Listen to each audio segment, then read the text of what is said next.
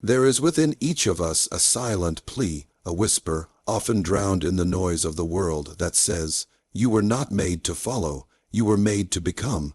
From our earliest days, we are surrounded by instruction, how to behave, what to believe, who to admire. We are trained to emulate, to conform, to fit within the structures that preceded us. There is a strange comfort in this, a warmth in knowing the path is already paved, but this comfort is a sedative. It lulls the soul to sleep, and so we walk through life not as individuals, but as echoes. You were not born to echo. To live a life of meaning, you must confront a harsh truth. No one else can walk your path. No teacher, no leader, no philosopher, no saint. None can carry the burden of your being. You must look within and learn the hardest art of all, the art of ruling yourself. From the moment we open our eyes to the world, we are immersed in the structures others have built. Parents, teachers, religious leaders, political figures, they are all there with their hands extended, offering guidance, direction, and reassurance. And often we take it, not because we are incapable, but because we are uncertain. The world is a vast, complex, and at times terrifying place, and the temptation to follow someone who seems confident, who speaks with authority or certainty, is overwhelming. But this natural impulse to look outward for answers can become a trap. It creates the illusion that someone else knows what is best for us, that someone else has access to truths we cannot reach ourselves, and that if we only follow closely enough, we will be led to safety, to success, or to meaning. This illusion of guidance is one of the most subtle and dangerous enemies of the self. It is not that guidance is inherently harmful. In fact, the wisdom of others can illuminate much. But when we begin to mistake borrowed wisdom for our own understanding, we stop developing. We stop thinking, we stop becoming. Instead, we begin to mimic. We shape ourselves into the image of the guide, the mentor, the savior, hoping that by walking in their footsteps, we will somehow arrive at a truth that was never ours to begin with. There is nothing inherently wrong with learning from others. The problem arises when learning becomes blind following, when curiosity is replaced by compliance, when exploration is replaced by emulation. The world is full of systems designed to produce followers. Educational institutions that reward memorization over inquiry, workplaces that demand obedience over innovation, and social structures that reward conformity over authenticity. And the deeper we sink into these systems, the more we forget that we have an inner compass. We forget that within us lies the capacity to know, to discern, and to choose, not based on what others expect, but based on what our inner truth demands. The danger of following others is not just that we lose our voice, but that we begin to doubt its existence. We stop asking what we think, what we feel, what we want. We begin to suppress the quiet urgings of the soul in favor of the loud declarations of the external world. And over time, we become strangers to ourselves, inhabiting lives that may appear successful or righteous or secure on the surface, but are hollow at the core.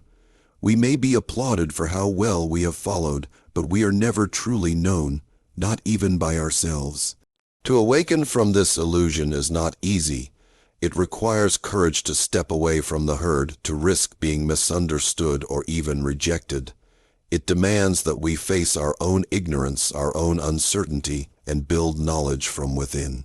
But this is where true guidance begins, not by silencing the voices of others, but by finally listening to the voice within. This voice will not scream for your attention. It will not command or manipulate. It will speak softly, but with conviction, and it will only grow stronger the more you honor it.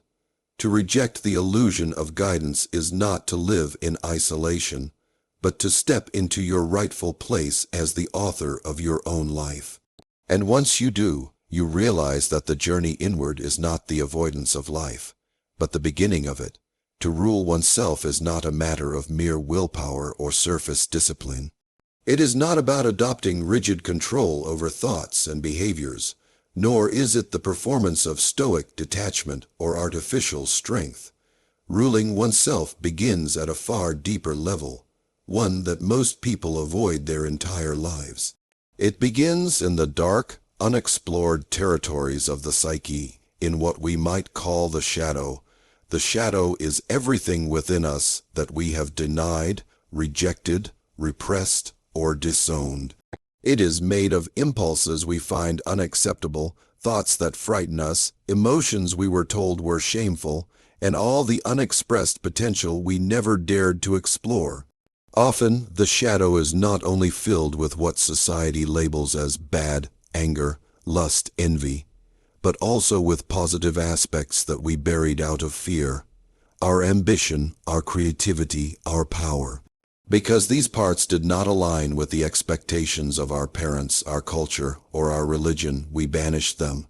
We pushed them down, thinking we could rid ourselves of them. But what is hidden does not disappear, it waits. And it waits in the unconscious, where it grows stronger, more chaotic, and more dangerous the longer it is ignored. This is why true self-mastery cannot begin without confronting the shadow. As long as we refuse to see these disowned parts of ourselves, we will be ruled by them from the dark.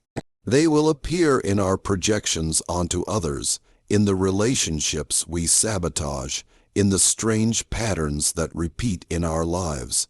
We will think we are making conscious choices, but in truth, we are being led by the very forces we deny. To learn to rule oneself, then, is to turn inward with brutal honesty. It is to admit, yes, I am capable of rage. Yes, I have envy in me. Yes, I long for attention. Yes, I sometimes manipulate or pretend. This is not self-condemnation. It is the beginning of liberation. For in recognizing these truths, we begin to take back our power. We are no longer at the mercy of unconscious drives. We become aware, and in that awareness, we begin to choose. But the journey into the shadow is not a one-time event. It is an ongoing initiation. We peel back one layer only to find another. We integrate one truth only to discover a deeper conflict. This process requires immense courage and patience, for we are dismantling the false self, the persona we have constructed to be liked, to be safe, to fit in. And this deconstruction can feel like death. In a sense, it is. The ego that clings to the illusion of control must die before the true self can emerge. Ironically, many people believe ruling themselves means denying the shadow, suppressing their emotions, and showing no weakness. But this kind of repression only fuels the shadow further. It creates a brittle form of control, one that eventually shatters under pressure. Real strength is not found in denial, but in integration. It is found when you can look at your own darkness and say, "This too is me." It is found when you no longer fear what arises within you, because you have learned to meet it with awareness, responsibility, and compassion. To integrate the shadow is not to justify harmful behavior. It is to understand it so deeply that you can transform it. Anger becomes boundary setting, fear becomes caution, desire becomes passion. The very energies you once fought against become allies in your growth. You stop fighting yourself and start leading yourself. Self-mastery, then, is not about perfection. It is about wholeness. It is not about eliminating your flaws. It is about understanding where they come from and how they serve. And in this understanding, a new kind of freedom is born. Not the freedom to do whatever you want, but the freedom to respond to life with clarity, authenticity, and depth. Only when you have walked through your own inner darkness can you truly emerge as a ruler not of others, but of yourself. This is the beginning of sovereignty. This is the foundation of a meaningful life. The journey of self-rule is not a matter of copying greatness, but of uncovering your own. Too often, people misunderstand what it means to grow. They imagine growth as a ladder, with clear rungs and specific steps, usually borrowed from someone else's model. They look to heroes, teachers, philosophers, and spiritual figures, thinking, If I follow their path exactly, I will become like them. But true personal development is not about imitation. It is about individuation. Individuation is the process by which a person becomes the most authentic version of themselves, not the best version according to external standards, but the fullest expression of their inner truth. It is not a process of adding more to oneself, more knowledge, more skills, more success, but a stripping away of what is false. It is a revealing, not a creating. You are not here to become a copy. You are here to become whole. Imitation, by contrast, is a defense mechanism. It keeps us safe. It tells us that if we act like others who seem admired or powerful or enlightened, we will earn approval or escape judgment. We study what others say, how they behave, what choices they make, and we replicate them, not because it's truly who we are, but because we hope it will lead to acceptance, safety, or success.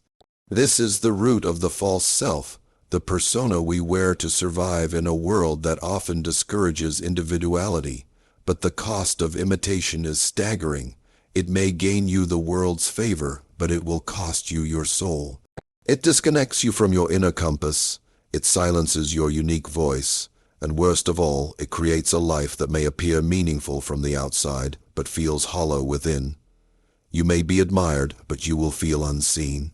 You may succeed, but you will remain unfulfilled. Individuation, however, demands a radical commitment to your inner life. It requires that you turn away from the noise of external models and listen deeply to what is emerging from within. It means confronting your inner contradictions, those parts of you that don't make sense according to conventional logic. You may feel the pull of both solitude and connection, ambition and stillness, tradition and innovation. These opposing forces within you are not flaws to be eliminated. They are tensions to be held and integrated. This process is profoundly uncomfortable. There is no guidebook. There is no one who can tell you exactly how to proceed, because no one has ever lived your life before. You must make decisions without guarantees. You must face the fear of being different. You must risk being misunderstood. But every time you choose truth over conformity, you step closer to wholeness. Individuation also requires that you develop a relationship with your unconscious, the deep reservoir of images, instincts, memories, and archetypes that shape your inner world. Dreams, fantasies, gut feelings. These are not distractions from reason, but doorways to self-knowledge. To individuate is to learn the language of your inner world and to begin interpreting its symbols, its warnings, its longings. This inner dialogue, over time, reveals who you are beneath all the masks. You may admire others, and that's natural, but if admiration becomes emulation, you are walking away from yourself.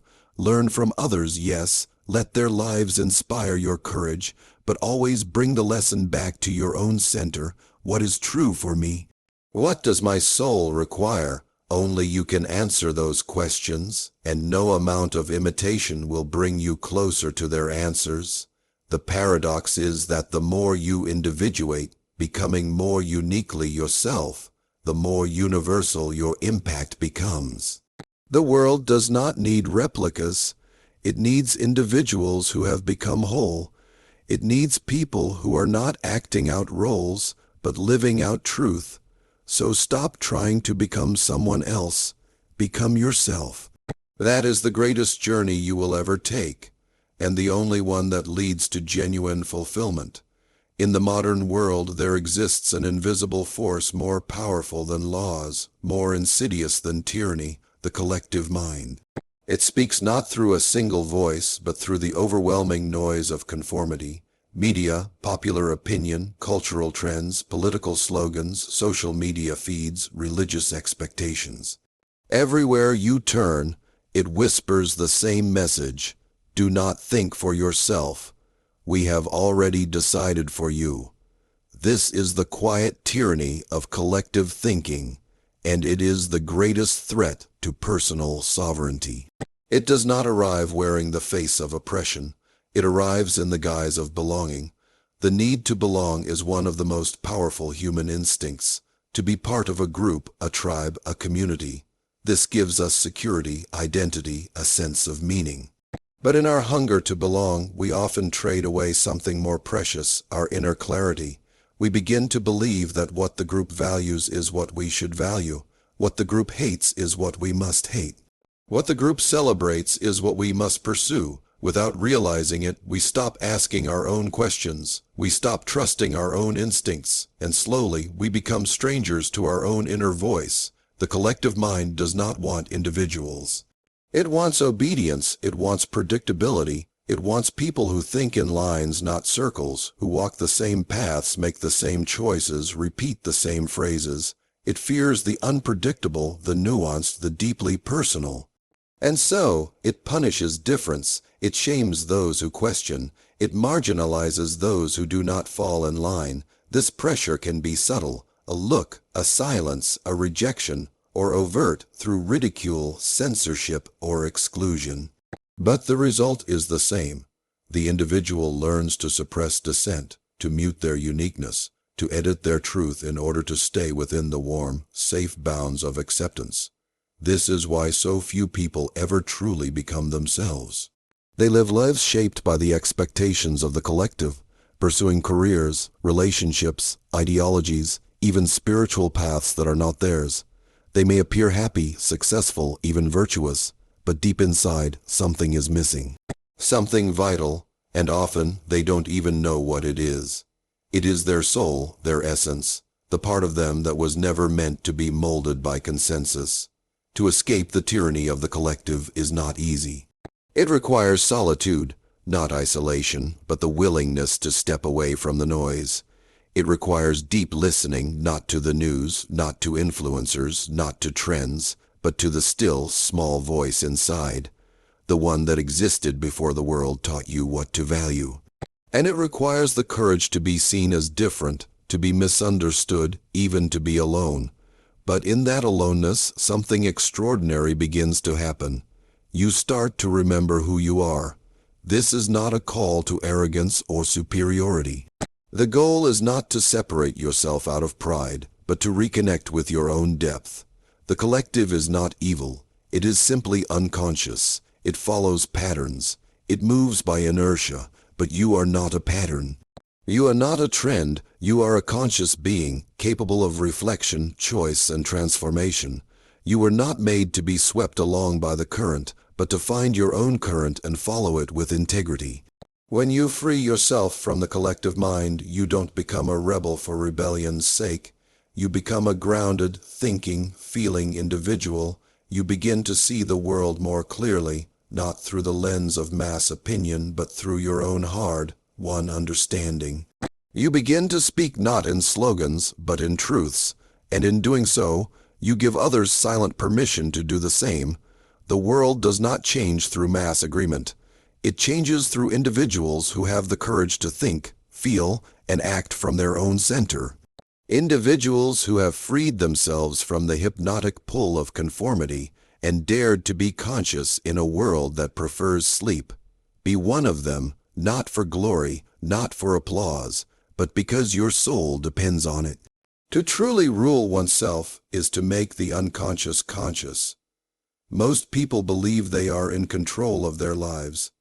They think their choices are rational, their beliefs are their own, and their desires are freely chosen. But this is an illusion. Beneath the surface of every conscious decision lies a vast, unseen ocean of unconscious forces. Emotions, memories, inherited beliefs, archetypes, and instincts that shape our behavior without our awareness. Until we learn to bring these hidden forces into the light, we are not rulers of ourselves. We are puppets. The unconscious is not just a repository of forgotten memories or buried trauma. It is the living, breathing underworld of the psyche. It contains our deepest fears, unacknowledged desires, and unintegrated potentials. It speaks in dreams, slips of the tongue, bodily symptoms, projections, and sudden emotional reactions we cannot explain. When you lash out unexpectedly at someone you love, when you sabotage your own success, when you fall into the same destructive relationship patterns again and again, these are not conscious choices. These are the unconscious pulling the strings. This is why true self-mastery begins not with control, but with awareness. You cannot master what you have not met. You cannot change what you will not face. To make the unconscious conscious requires that you enter into relationship with the deepest parts of yourself, not to dominate them, but to understand them. This is not a mechanical process. It is a journey of descent. You must be willing to look at what you have been avoiding, to listen to the stories your pain has been trying to tell, to confront the truths you have buried beneath busyness, distraction, and rationalization. This work is not glamorous. It is not something you can display on a resume or impress others with at a dinner party. It is quiet, personal, and often humbling. It requires solitude. It requires reflection. It requires that you turn away from the constant input of the external world and tune into the murmurings of your inner world. Journaling, dream work, meditation, inner dialogue, creative expression. These are not just wellness tools. They are doorways into the unconscious, methods by which you learn the language of your own soul. And yet, most people avoid this work. They fear what they will find. They fear that if they go deep enough, they will uncover something dark, shameful, or unworthy. But the truth is this: the unconscious does not only contain your wounds, it contains your gifts, your creativity, your intuition, your passion, your purpose. They all live there, waiting to be discovered. The parts of you that you repressed to survive in the world are often the very parts that hold the key to your wholeness. The more you illuminate the unconscious, the more you reclaim your power. You stop reacting and start responding. You begin to see the patterns that have governed your life, and more importantly, you begin to change them. This is not easy. Patterns that took years to form will not dissolve overnight. But with every act of awareness, you chip away at the illusion. You carve a path toward inner freedom. To make the unconscious conscious is not to eliminate darkness, but to integrate it. It is to recognize that light is not the absence of shadow, but the ability to see it clearly. It is to hold complexity instead of collapsing into simplicity. It is to accept that you are not just one thing, not just light or dark, good or bad, but a vast and evolving totality.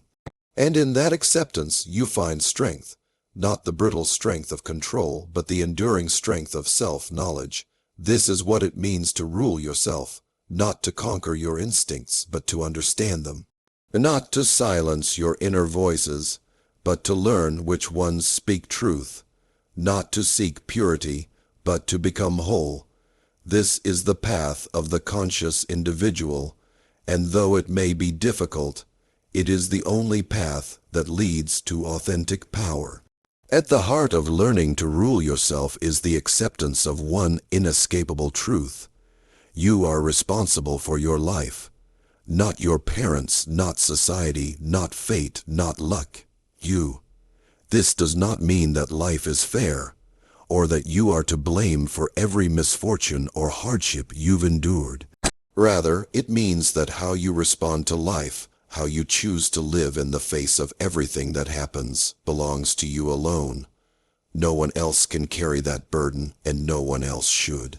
This is a terrifying realization for most people, because it means there is no one left to follow, no one to blame, and no authority to hide behind. Many spend their lives trying to give their responsibility away to governments, to ideologies, to religious leaders, to family traditions, even to romantic partners. They want someone else to tell them what is right, what is true, what they should do, who they should be. But when you hand away that responsibility, you also give away your freedom. You cannot live a life of depth, integrity, or meaning while asking others to do your living for you. To accept responsibility is not to have all the answers. It is to accept that you must seek them. It is to stop waiting for the world to change and start asking how you will act within the world as it is. It is to stop hoping someone will come save you, and to realize that no one is coming. You are the one you've been waiting for. This isn't a slogan. It is a summons. The truth is, most people already know what they need to do. Deep down, they feel the pull to change, to grow, to let go of the habits that are harming them, to pursue the calling that won't stop haunting them, to speak the truth they've been swallowing for years. But they wait for permission, they wait for the perfect time, they wait until they're not afraid, and in that waiting, life passes them by. Responsibility does not eliminate fear, but it makes you move anyway. It says, yes, I'm scared, but this is still mine to do. It is the shift from victimhood to agency, from passivity to power. And that power doesn't come from domination or control over others. It comes from the profound and often uncomfortable recognition that everything you need to become who you are meant to be is already within you. It has always been there. Responsibility means choosing to uncover it, to listen to it, and to act in alignment with it, again and again, even when it's hard. But this kind of responsibility is not just personal. It is also relational and moral. When you rule yourself, you no longer act out your wounds on others. You no longer manipulate, project, or seek validation through control.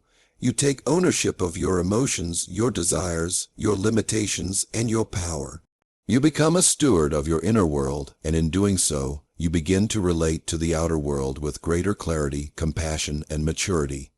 This is how inner sovereignty begins to ripple outward, not as domination, but as presence, as example, as quiet strength.